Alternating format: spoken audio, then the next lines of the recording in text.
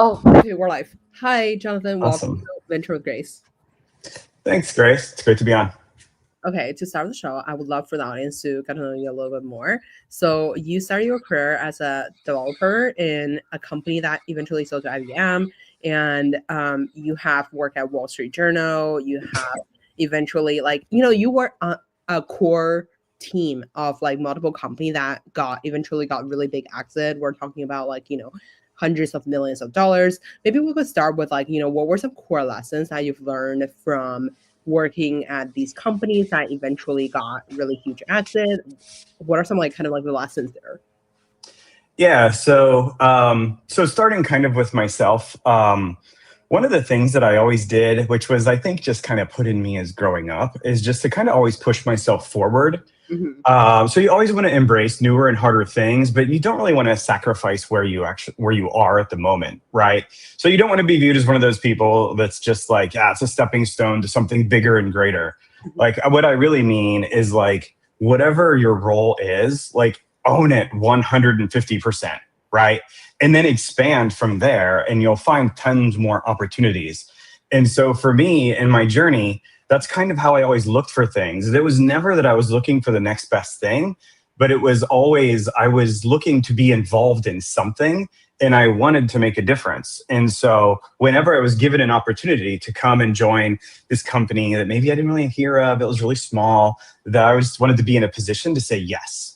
Right. And so even personally, I wanted to be in a position that I could always say yes. So things in my personal life, right? Like avoid debt so that you can't say that you don't have opportunities, all this type of stuff. And then, I just started working pretty young. I was a developer. It was actually back when we called HTML, like dynamic HTML, DHTML. It's kind of like where CSS was really starting to take off.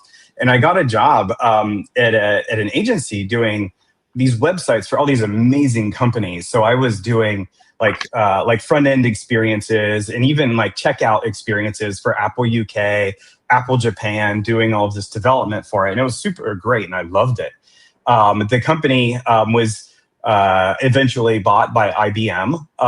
And I just started to think like, oh, cool, I made some money, and I had some options. I didn't really know what it meant. I was still young. And so I started to unpack like, what exactly are options? I got these, never paid for them. Some money came to me and I don't really know why.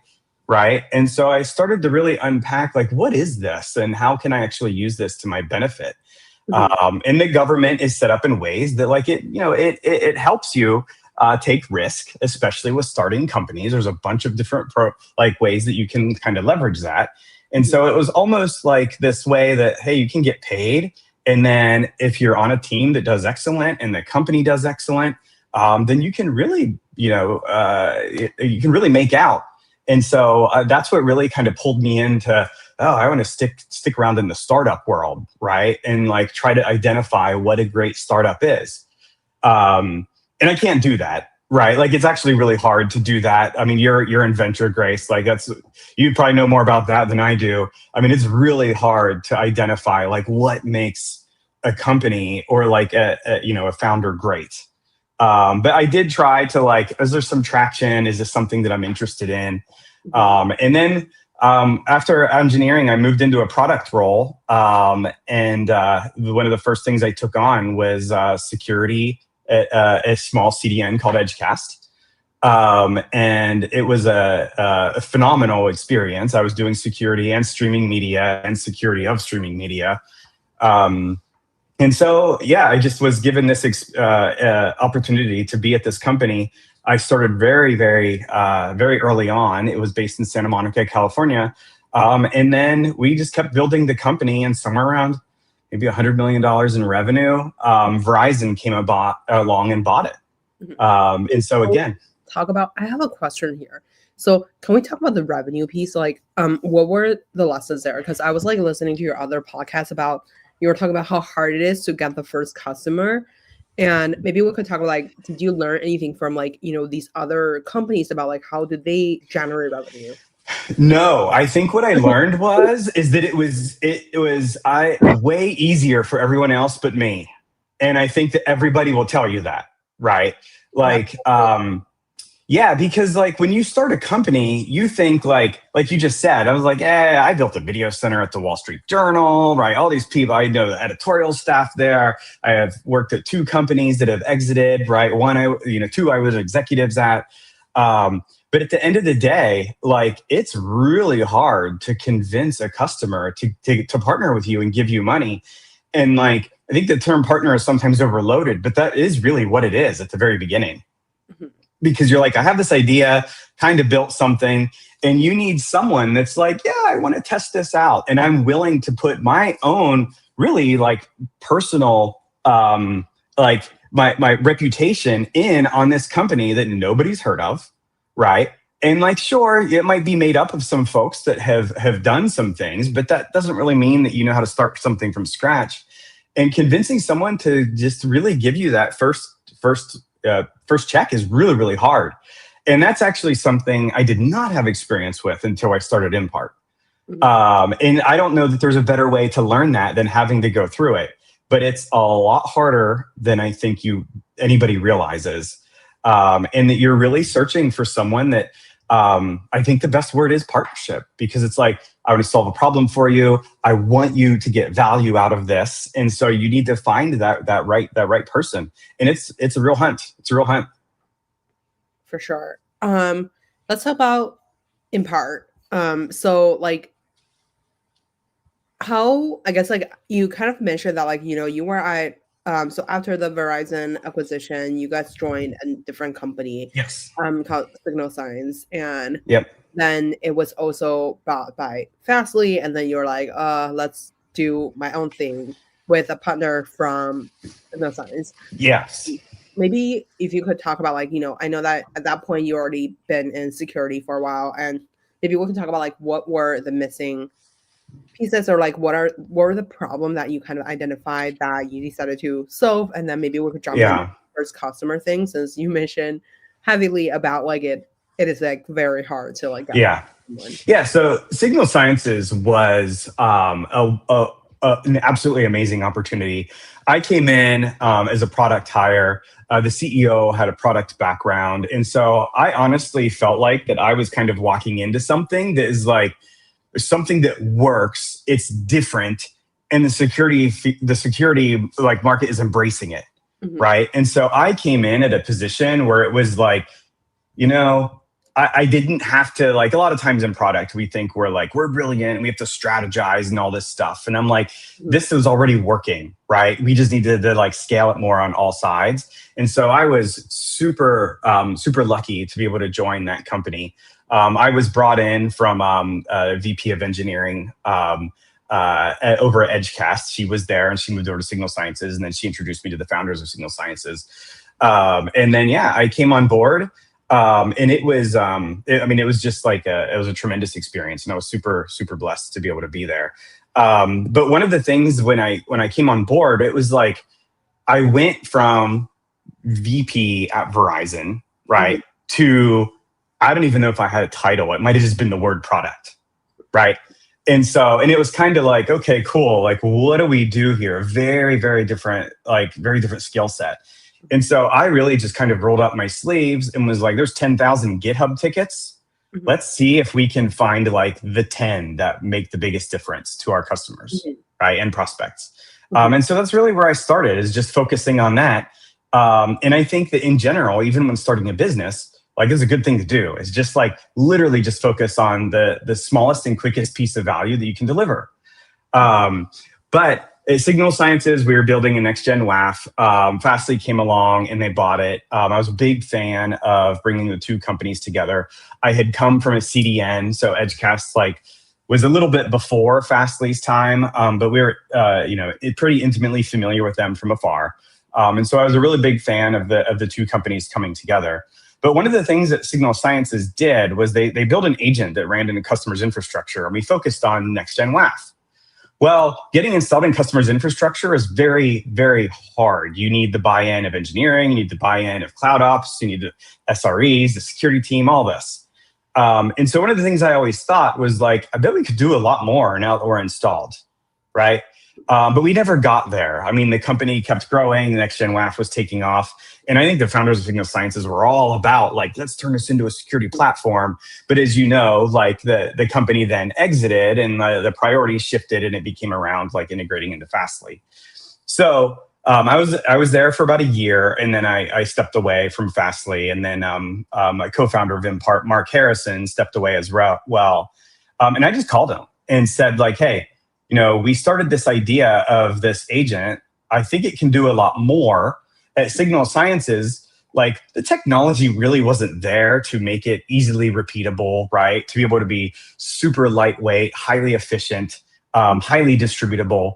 And it just didn't really exist when like Signal Sciences was, first getting built. But we had all these newer things like WASM and LLMs and like Kubernetes and Gossip Protocol and all these different ways that you can actually, build an agent now. And so we really focused on let's kind of not just pick up where Signal Sciences left off, right? Because we wanted to go after a different market. But like the learnings from there and be like, if we can get back to being a trusted partner of security in like the SRE teams, the cloud operations teams, then that unlocks almost unlimited potential for like what we can actually do for customers. And so that was kind of the idea behind Impart. And at the time, we kind of came to market when API security was really big. So like the Salts, No Names of the world and all those. And one of the things that our name, we called it Impart.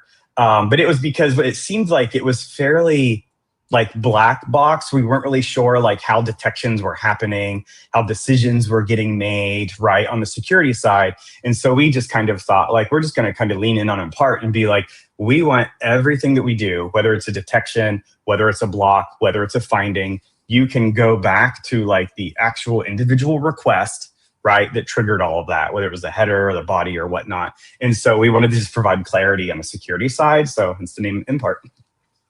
For sure.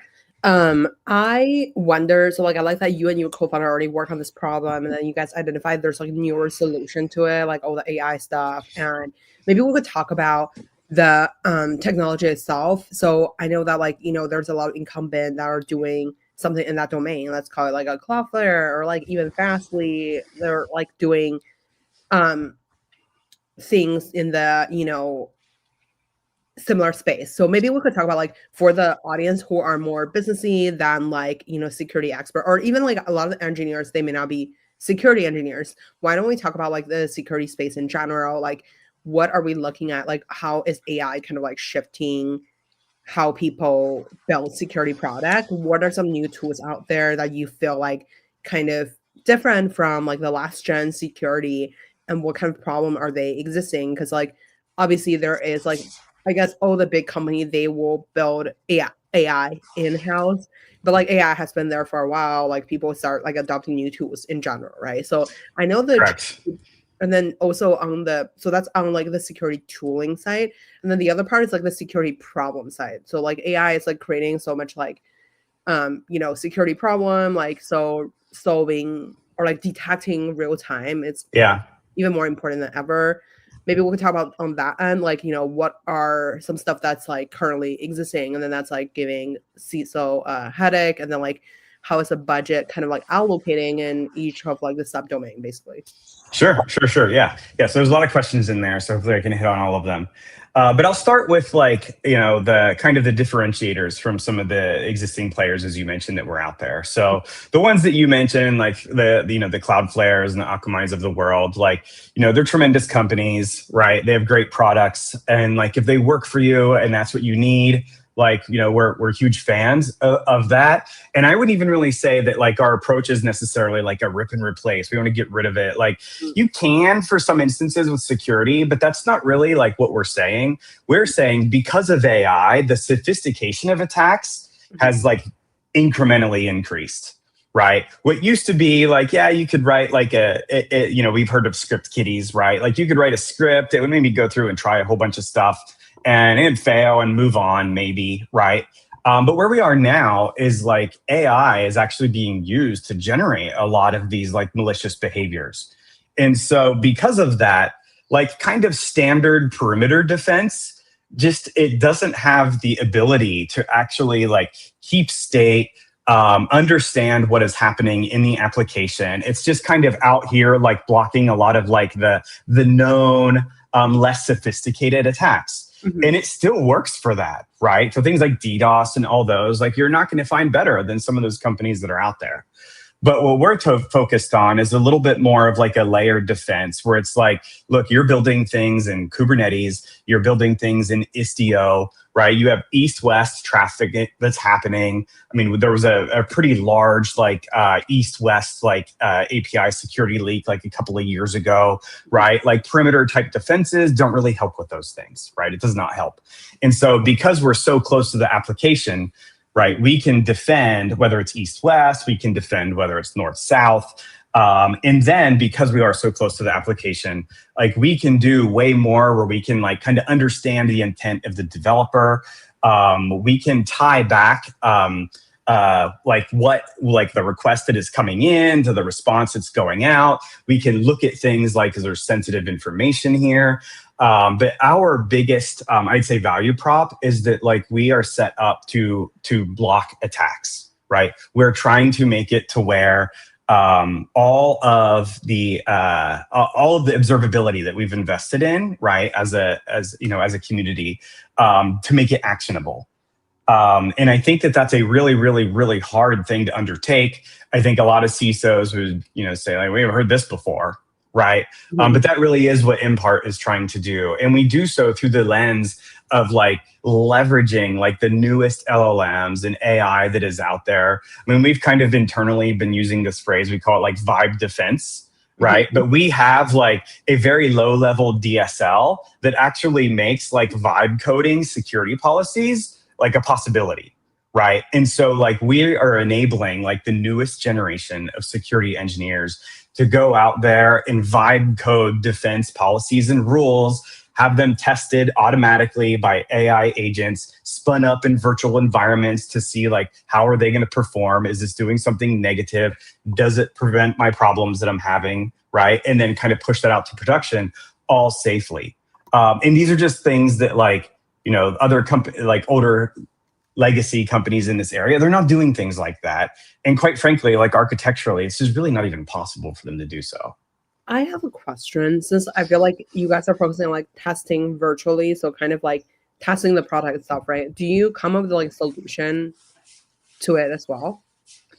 So what we do is like we have like you can type in like we are having this problem, right? And we will generate like low level like WASM based code that actually protects like or like monitors, tags, whatever it is that you're looking for. To solve that problem. And so we are using AI to like recommend things like that. It is fairly gate like so there's like it's fairly we have guardrails around that so that it doesn't go in odd directions or anything. But like it actually is pretty remarkable how well it's being done. And the testing that we're doing is more around like if you are vibe coding defense policies, what we do is we actually then suggest test cases for that, and then we test like against like positive and like false positive and false negatives against that. Mhm. And so we do recommend like by looking at what it is that you're doing, we will automatically like recommend like these are appropriate test cases to ensure that what you're doing is not having any type of negative impacts. On the security side, as blue team folks, right, that's focused on the defense of things. You want to keep your applications and your company protected, but one of the worst things you can do is be the one that causes a problem, right? And that's one of the big problems with focusing on like blocking attacks is like, what if you block the wrong thing? Right. And so that's why we have built out some extensive testing so that if you're building out like rules and policies, that you don't build something that is going to have adverse reactions. For sure. I wonder, so like I kind of like wrote down like a few kind of like key things that like from my research of the company. And then like there is obviously like I also ChatGPT this and like making sure that I understood it correctly. So I think like one of the biggest challenge right now is maybe like you mentioned, like over blocking or like false Yep. positives. why don't we talk about like how do you guys kind of like separate yourself from like the rest of the crew, or like even just ChatGPT like, Sure. like, Yeah.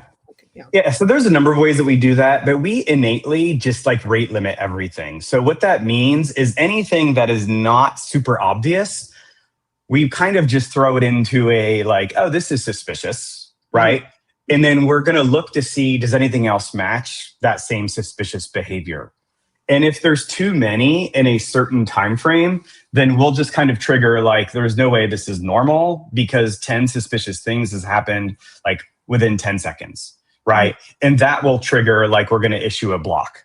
But we do redact any sensitive information from that. And then we have LLMs that like, hey, these are decisions that we made or decisions that we wanted to make. Right. But we didn't because we didn't want to cause adverse actions. We're going to shove this into like, our own private, LLM instances with all information redacted so that there's no sensitive information and say like, hey, like, did we miss something here? Right. And so the AI is providing guidance back to our modeling to tell us like how, how are you actually causing adverse reactions? And so most of our, I think all of our companies, all of them are trusting us to run in blocking mode. I don't think we have a single one that is left to my knowledge. And so we are really cautious about that. But we also like, you could also say like, yeah, well, all these other companies, they can rate limit as well, but we can rate limit off of like anything and keep state across the entire application. And then we back it up with like, AI intelligence to verify, like make sure that we're not doing something that can cause any issues. Can I ask more about like the AI intelligence? Like, sure. How is it kind of like build internally? So like as you mentioned, like, first of all, you see if one thing, like, so if like one attack happened or like one suspicious behavior happened, and then you kind of like match if there's like other stuff happening around the same time. And then like, what does AI intelligence kind of entail? Like, how are they different than like, previous generation of like security products? Yeah, so like the AI that we run will actually test to see like, hey, are there like false positives in here, false negatives? And then whatever the result of that is, we actually feed some of that back into like our actual analytics engine that makes all of the decisions. And then we can decide, depending on how like tricky it is, we can decide like we need to add like, a manual exclusion, right? Or the opposite, where it's like, hey, this actually is like a new type of a new type of vulnerability, and we're actually going to blog about it, right? So or something like that. So that's how we're using it. We're running everything on Bedrock. The models that we use, honestly, they switch daily to hourly, right? Depending on what engineering team is, how they're feeling and what's going on. As there's constantly new LLMs coming out, and so we are rotating them pretty frequently. But it is private instances in Bedrock. I wonder, so like another question I had was like around performance and latency. So like so if like protecting is adding, basically slow down the service, it will be like very frustrating for engineers and stuff like that. So I guess like, how do you guys evaluate that? So like I think have like stop 10. Yeah. No, Grace, that's probably the number one question that we get when we're working with a prospect. And we typically say that like, look, we operate in like the single digit milliseconds, right? Like 10 milliseconds we would think would be like, that's high. But we do have gates in place that like we don't ever hold connections just because like we're thinking. We don't ever do that, right? Because like we don't want to cause like negative behaviors for the end users. And so if for some reason that like we're just not able to come to a decision quickly, then we just will release it and kind of like push that into like memory, where it's like we'll just kind of keep watching to see if there's other things like this. But the way that we keep performance so well is because we're not like everything is being done like asynchronously, right? We're if there's a quick match, that's great. If there's not, then we'll kind of let the request go. And then the individual customer can kind of decide like the sensitivity there. right? If they're like, hey, like I need something in place that like will not hold any longer than 100 milliseconds or something, then we're like, it's fine. At 100 milliseconds, we'll release, and will never be the problem. But it is a very, very common question that we get. And a lot of it boils down to like, let's, test out the product and tell us, right? If it doesn't work for you, that's okay. I think we'll get there though.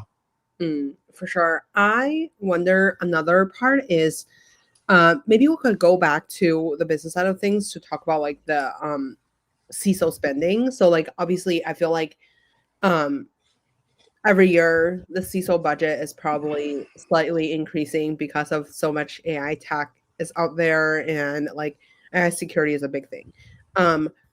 Can we talk about like how do you like in your mental roadmap, like what kind of security products out there and how much CISO is like spending on like what kind of big bracket basically? Yeah, so there's multiple ways to do this, and I mean we're still we're Series A startup, so I would definitely not say the way that we're thinking about it is 100% correct, but I think we're pretty close, right? And so there's existing budgets that are out there. And if there is an opportunity just from like, we know who the company is, we know who the folks are, we can tell from the roles that they're hiring from, all these different things, right? Like the type of like product that they're looking for, then like we can go in there and it can be like, hey, there's existing budget and we can do this better.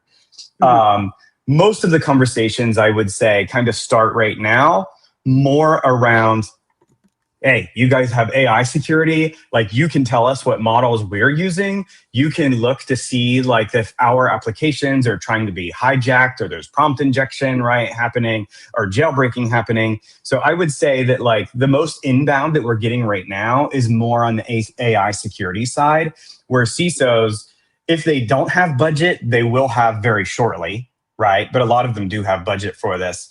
And it's a little bit more, I would say, exploratory on like, hey, we're looking for something to protect our AI. Like, what can you do for us? For sure. I'm just like putting up like a generic roadmap or like a market map for the from like a VC firm. So like maybe we could talk about like, I guess like there's like obviously I'm sure like these like circles are like middles to their own portfolio company, but I wonder how do you think about like, so there's like application side, there's like data side, there's a security operation and identity management. So I wonder from like, I mean, this is like just a browsing. We don't have to go into like detailed companies and stuff. I wonder for CISOs, like how much do they spend on, let's call it like application security to data to like operation to identity management. I guess like what's a general, do you agree with like this map or like? Yeah, I don't think it's too bad. I think one of the things that is tough about these is that it kind of innately forces you to be a point solution, right? So like if you were like, hey, we're going to put the Impart logo on here, where would we put it? And I would probably make it really big, right? And want to like punch it into a couple of different columns here. And I'm sure that that's true for a number of like the companies that are on here. And so, and I get it, like, we kind of need to like to be able to understand what it is that we're getting and kind of fit everything into a pretty bucket. Like we kind of have to force ourselves in there, but it's a little bit tough to do so. But I would say in general, like, yeah, application and like, the cloud security markets are huge. Web application firewall, those are still really well-defined large budgets. Right? Maybe not super trendy, but huge budgets that are there. Cloud security is one as well. I mean, that's probably, over the past couple of years have taken, a lot of the press time. There's been a ton of big players that are there for sure. Why is that? Why is like cloud security that important? Because I think that over the past several years, we've seen like this like digitalization of all companies. Right. And it kind of, yeah, for sure. And it went from like, old mainframes to like, hey, we're running thing internally, right? We have data centers in our offices. And then there was like the huge push over the past decade or so, that like everything to the cloud. And I think there was this idea somewhere that like, hey, cloud is easier, right? And it's more secure. And I think what it is it's like both of those things may be true, but we learned new things that like, hey, there's like new vulnerabilities that we didn't have to care about before. And so I do think with like, cloud security in specific, that we spent so much time moving everything to the cloud, and there really was no focus on like, how do I actually know that all of my containers are secured, right? And all of my applications are secured. And we didn't really see that because the companies that were there and are still out there today, they were still focused more on the perimeter, right? Mm-hmm. For sure. Let's talk about, I guess, like, how do you think about pricing your product? So we kind of go by like the volume of requests that we see. So we kind of average things out into like, how many monthly requests do you see? And we go from there. And so it's just bucketed from there, right? I would say like, anywhere from like 500 to 50,000 like requests per second, our average customers, billions of requests per month. And that's typically how we bucket things in. So what you actually use from the platform though, we don't at this time like kind of modularize things, even though the product is built that way. So like you can buy Impart and you can use it specifically for AI security. You can use it specifically for like, more like API endpoint security, right? For attack protection, for origin protection. But it's all priced the same. For sure. I guess like, how do you think about like, so can we talk about like from the buyer processes? Like maybe let's talk about your first customer, and then why don't we talk about like the CISO budget each year? Is that like, I know that November is like for some company, it's like where the new budget is coming, but like I guess like for each department, like what time or of the year that people start budget planning, and then once they were onboarded into this platform, like what does the process look like? And maybe we could talk about the ideal profile that you're selling to. Do you start with a startup or do you start with enterprise, that kind of stuff? Yeah, so I would say that we did what we think good startups should do. And like, let's start mid-market, right? Like product-led growth, make it easy to onboard. We didn't do any of that, but that was the idea, right? We thought that's what we were going to do.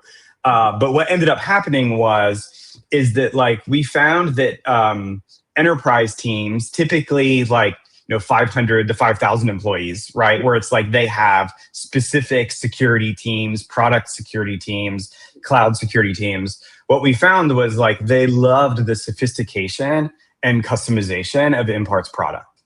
And so in a perfect world, and right, if I was pitching to a venture, I might say like, yeah, we're enterprise. We knew it from the start, enterprise like sales motion. But I would say we kind of just fell into that because that's where the market pulled us. And so the majority of our customers are larger. Our top 5 revenue customers are all publicly traded companies. We don't do a ton with startups. We do some. And we love working with startups. So we have some folks in the Bay Area that we work with, and we absolutely love it. But I would say like probably geared a little bit more towards the enterprise. We just hired in like a new well-qualified sales leader, like Chad Deal. He came from Ox Security, Salt Security, Signal Sciences, VP, all those. And so like we are leaning into kind of like the enterprise sales motion. But I don't think that was necessarily the plan. That's just kind of how we fell into it. And then we basically built a POC, and then we started talking to everyone in the community that we could find. Like, hey, what do you think about this? Like, what do you think it is worth? What would you pay for it? Like all of those questions went on for months to a year until we started having conversations that's like, oh, can I sign up for this? Right. So it went from just kind of like exploratory to like, okay, now folks are interested in what we're doing. And then over the past several years, we've really, we've really proven ourselves really well. I mean, we have like financial services. It's very high throughput, must have guaranteed like uptime. Right. And like we went up against, this was when we were a smaller company, we went up against companies that raised $500 million. Right. And like they just like, performance-wise, they just could not keep up and provide the same value. And so what we started to see was like, it's like domino effect of like, hey, Impart 1, hey, Impart 1, hey, Impart 1, right? And so like, it's been a tremendous journey that way. But like, I don't think we started off thinking we're going to go after the enterprise, right? But like, as you can imagine, as a startup, someone comes along and they're like, yeah, we'll give you, a couple $100,000. You're just like, we'll build whatever you want, right?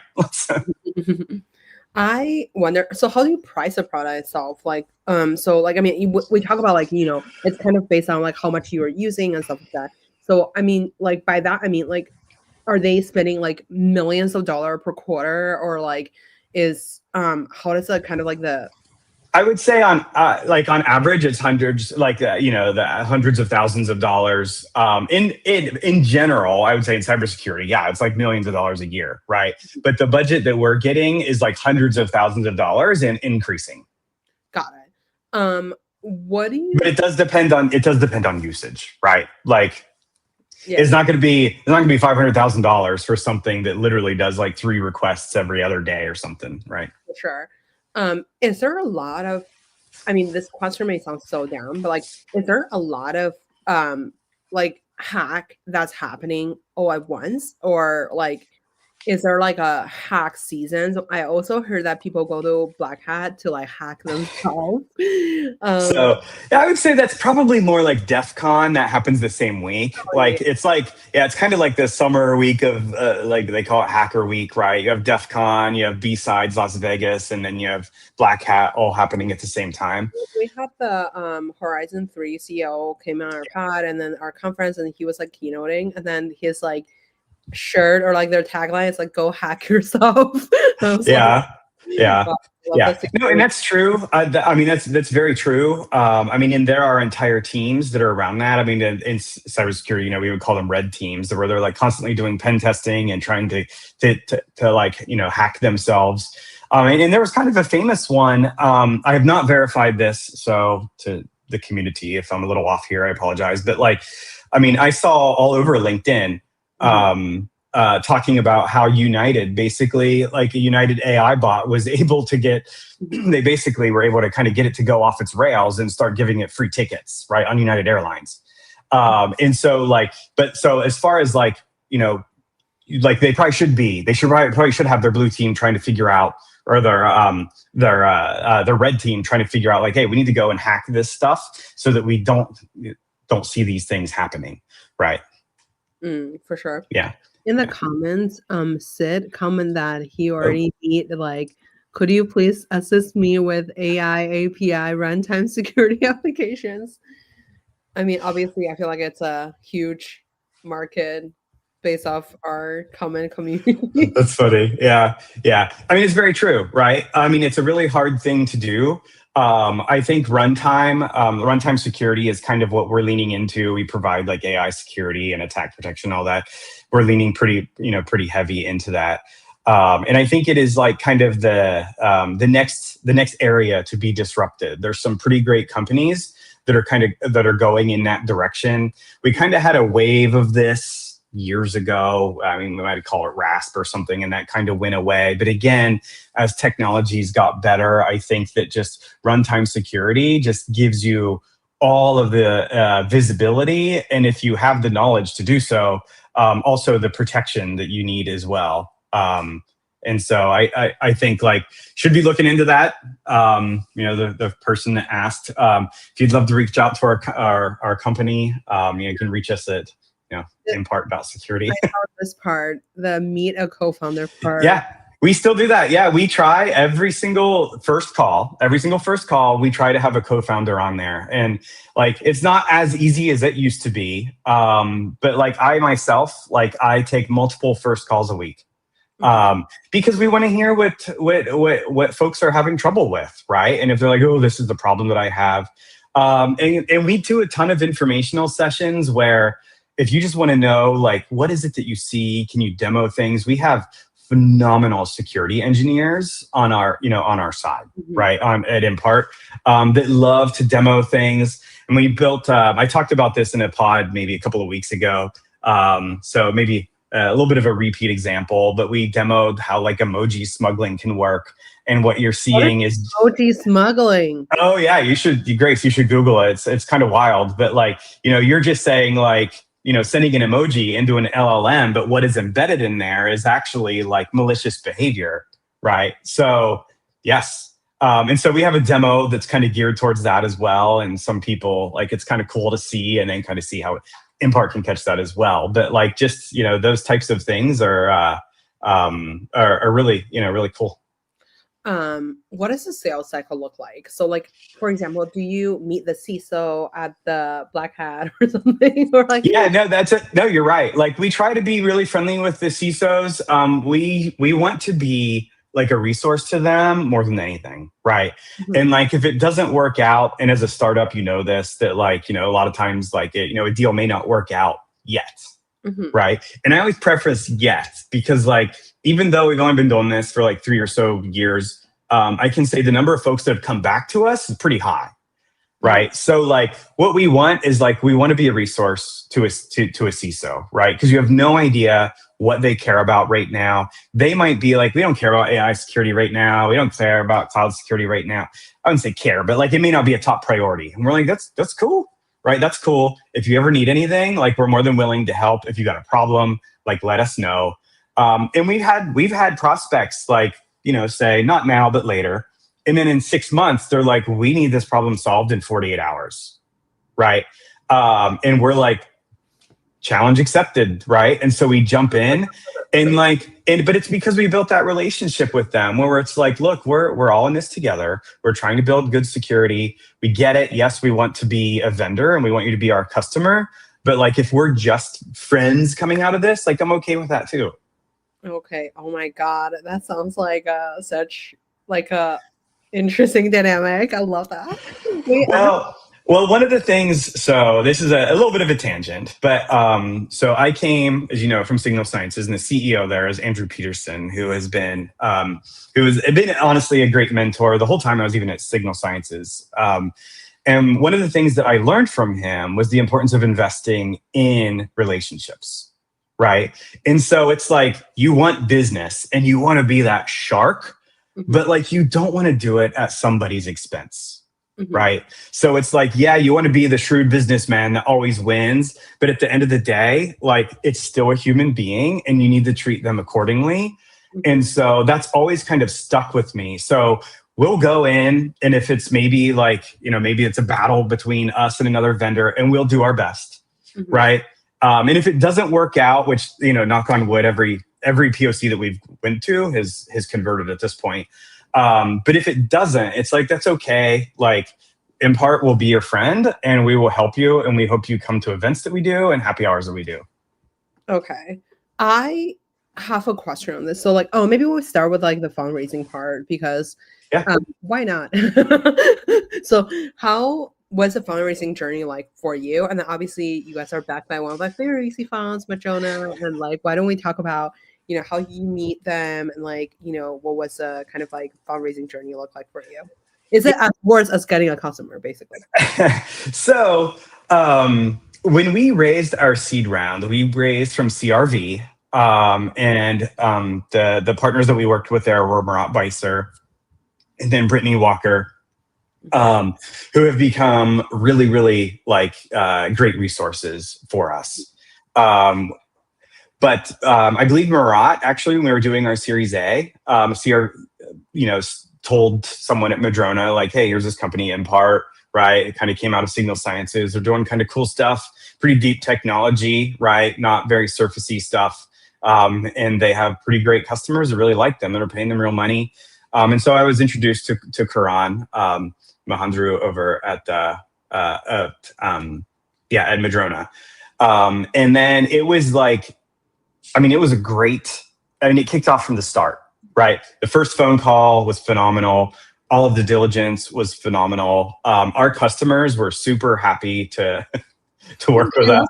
I love CRV's like whole like situation about like their own like kind of like stuff. Yeah. No, they've been like tremendously great. One of the things that you had, we had talked about before the call was like, your personal board of advisors. And I'm like, for me, when you start a company, there really is no distinction between like personal and business. And that may not be healthy, right? I have no idea. We'll let the psychologists figure that out. But like, it consumes your life, right? It just does. When you start a business, that is your identity until, I have no idea, until it's not.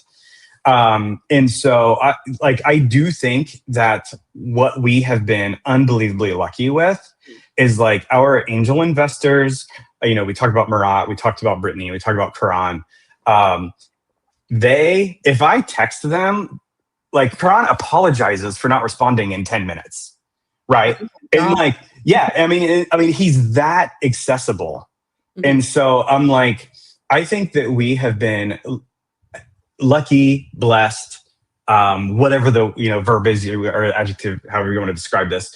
But like, I think we've been in a really good position to we have a board that actually cares. We have investors that care, and they're available to us. So, I mean, we're down the street. We're on Soma on Brannan and Second in San Francisco, and like we have investors. Their offices are all around here. And like they walk down at lunchtime, come in, how's it going? Right. And so we just feel incredibly lucky to have like that type of relationship with them.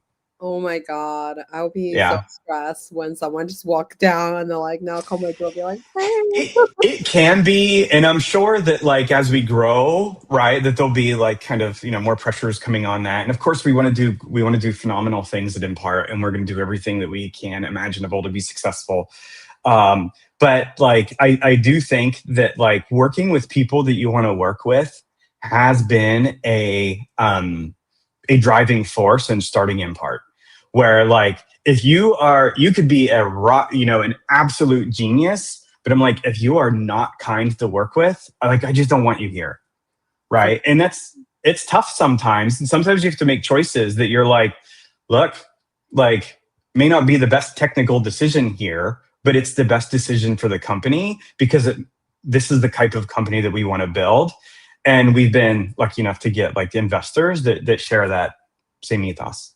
Jonathan, I have a question for you. So like when you were I guess like when you were fundraising, like what would be your suggestion for other like security founders that may be in like an adjacent space? Because right now, like I think a lot of founders like started like they just like they asked me a bunch of questions about like fundraising. I think at the beginning I thought the more general companies will be easier to get funding because if they can pitch to more investor means like if you have like a 2% like taking a call rate, and then you have just more people to pitch to, right? But obviously that's not the case. And like lately, if you're not like an AI SaaS go-to-market tool, you're dead basically. And then like, how do you think about raising in the security space? Like in the security investor space, each person is probably also focusing on like different subcategory. How do you find the people who are like doing the things that like you want to pitch to, basically? Yeah, so there's kind of several questions there.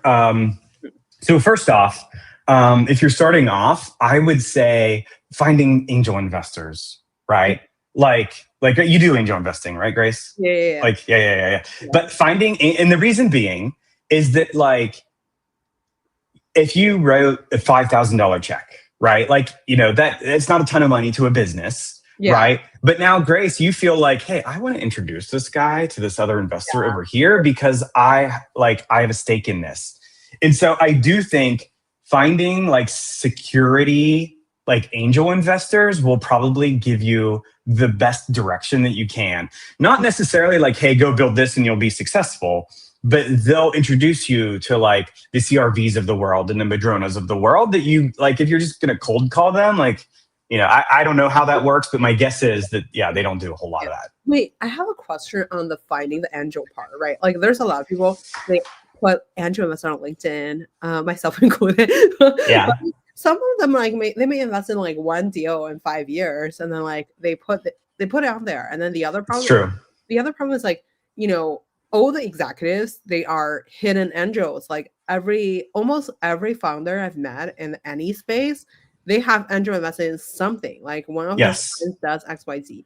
So what would be your approach if you have like no Silicon Valley network, you're a guy who just moved here, and then like, what are you going to do with finding this angel? Well, I mean, how did we meet, Grace? Do you even remember? I don't even know if you do. But like, I think I saw you post something on LinkedIn, and then I think I clicked it, and then I saw like a dinner you were putting on with other founders, and I went and I met like other companies that were like they used to be on the boards of like, folks that were there. And so it was just like, it just started to happen. And so I do think that putting yourself out there, the networking side of things, right? Like, and see if you can meet some angels. And to me, an angel is someone who like has had incredible success, probably as an operator, right? I don't know if I'd go as far just to say like an executive, but like a founder who's exited and then now they're like, I'm not retired, but I also like don't really want to work like a W-2 job anymore. And so like I think they're great prime targets for you. So for example, like the founder of Edgecast, who this was over 10 years ago, right? Over 10 years ago that I worked there, 15 years ago, it might even be now. I think it is. That's embarrassing. But yeah, like 15 years ago, he is involved in Impart. His name's James. He's involved in Impart, and he has given us money every single time that we've raised, right? He's introduced us to some other VCs that are out there. But like, I haven't worked for him for 15 years. And so I do think like looking at your network, right? Finding folks that like have been successful.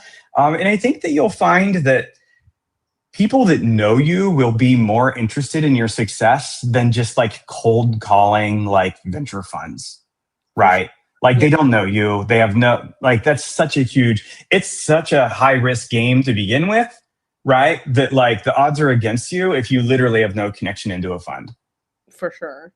Oh my God. Yeah. But operators for sure. Like not necessarily like, hey, I was an executive at Meta. Like, I guess that's okay. But I'm like, if someone built a company that sold for $400 million, like it may not make the news, but that person is probably a great angel investor. For sure. Yeah. Among the company, I'm sure people come and pitch you these days. What's your thought process on investing or not? I think that at the right time, I would love to do it. I talked about my interest in like, in general, I like to invest in people. I like to invest in our employees, my co-founders, all of that. Like I'm a big fan of that. And so I think I would love to do that at the right time. I don't think that right time is now.